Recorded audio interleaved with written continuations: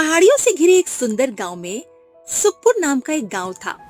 वहाँ एक साधारण मगर बेहद प्यार करने वाला परिवार रहता था।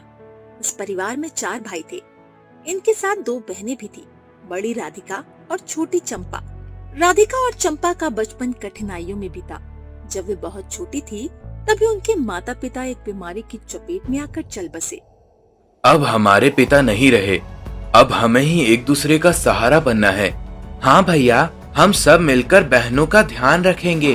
और बहनें भी तो हमारी खुशियों का कारण है। मैं रोज राधिका दीदी के साथ दूध पीने जाऊंगा।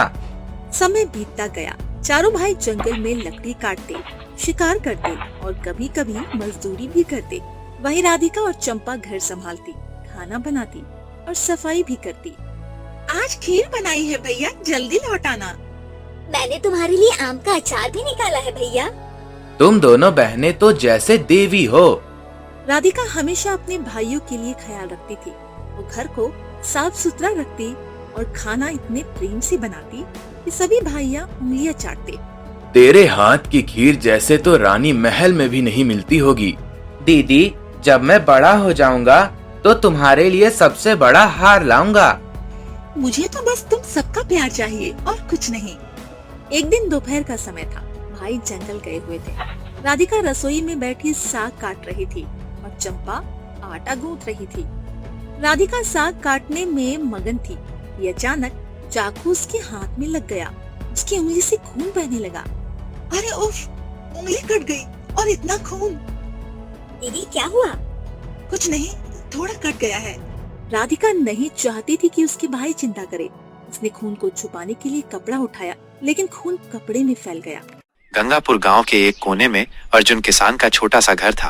हर सुबह वो अपने हल और बैलों के साथ खेत की ओर निकलता, एक नई उम्मीद लिए, पर शाम को अक्सर मायूस लौटता। उसकी पत्नी मीना उसे देखकर सिसक उठती। कब तक चलेगा ये सब अर्जुन? रोज सुबह आस ले जाते हो और शाम को निराश लौटते हो। क्या तुम्हें नहीं दिखता कि पूरे गांव में हमारी हालत सबसे बुरी है? क्या करूं मीना, क्या करूं? मेरी किस्मत ही फूटी हुई है। जब भी फसल थोड़ी बेहतर होने लगती है, कुछ न कुछ ऐसा हो जाता है कि सब फिर बिगड़ जाता है। पिछली बार जैसे तैसे कुछ पैसे जमा किए तो अचानक बाढ़ आ गई। सारी फसल तबाह हो गई, सब खर्च हो गया। फिर आकाश के पैर में गहरी चोट लगी। उसका इलाज कराने में फिर से खाली हो गया सब कुछ। तभी 10 साल का आकाश दौड़ता हुआ आया। उसकी मासूम आंखों में भूख थी, पर मन में कुछ कहने की हिम्मत भी।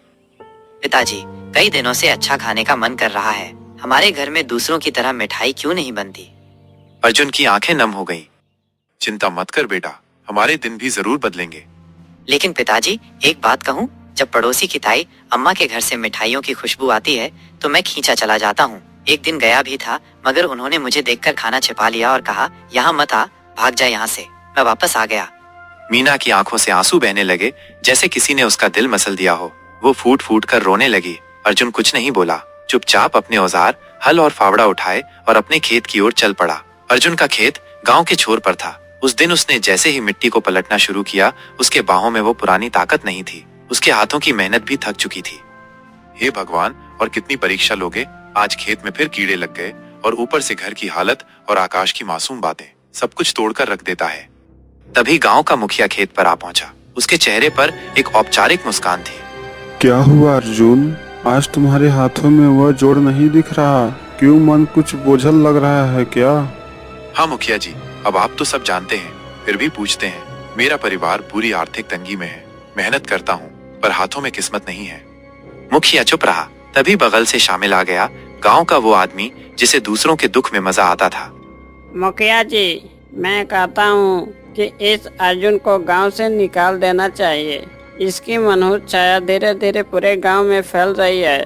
कहते हैं कुछ लोग ऐसे होते हैं जिन पर काल का साया होता है, जो पूरे गांव को बर्बाद कर सकता है।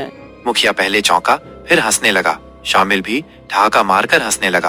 अरे शामिल, तुम भी ना। चल चल, छोड़ इसे और यहाँ से चल।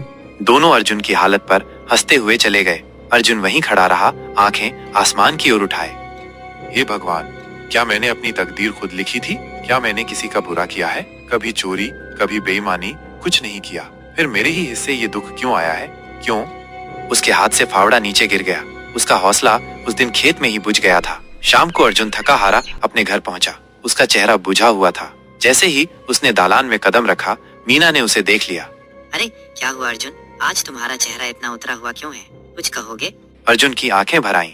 उसने धीरे से मीना की ओर देखा। अब तो सारे गांव वाले भी मेरे बुरे समय का मजाक उड़ाने लगे हैं मीना, और क्या कहूँ, आज तो खेत में कुछ भी ठीक नहीं हुआ, और ऊपर से मुखिया और शामिल, वे दोनों मेरी किस्मत पर हंसते हुए चले गए। मीना चुप हो गई। उसकी आंखें भी भर आईं। कुछ पल के लिए वह दूर कहीं देखती रही। सुबह जब तुम खेत जा रहे थे तब मैं भी तुम्हें टोक रही थी। घर के हालात कितने बिगड़ चुके हैं, इसमें गलती मेरी भी है। मैं भी कभी तुम्हारे दुख को पूरी तरह समझ नहीं पाई। चिंता मत कीजिए, भगवान सब ठीक करेगा। अर्जुन कुछ नहीं बोला। वह चुपचाप जाकर चारपाई पर लेट गया। उसके हाथ कांप रहे थे, लेकिन आवाज नहीं निकली। अगली सुबह अर्जुन खेत नहीं गया। वो चुपचाप घर से निकला और सीधा जंगल की ओर चल पड़ा। जब वो गांव की सीमा तक पहुंचा, तभी सामने से मुखिया आता दिखा। अरे अर्जुन, आज खेत नहीं गए क्या? तुम तो सीधे जंगल की ओर निकल पड़े, क्या बात है? अब किसान से लकड़हारा बनने का इरादा है क्या? मुखिया हंसता रहा और चला गया। अर्जुन बिना कुछ बोले जंगल की गहराई की ओर बढ़ गया। अर्जुन अब थक चुका था। उसके पैर जवाब दे चुके थे। वह एक घने वृक्ष की छांव में बैठ गया और आसमान की ओर देखने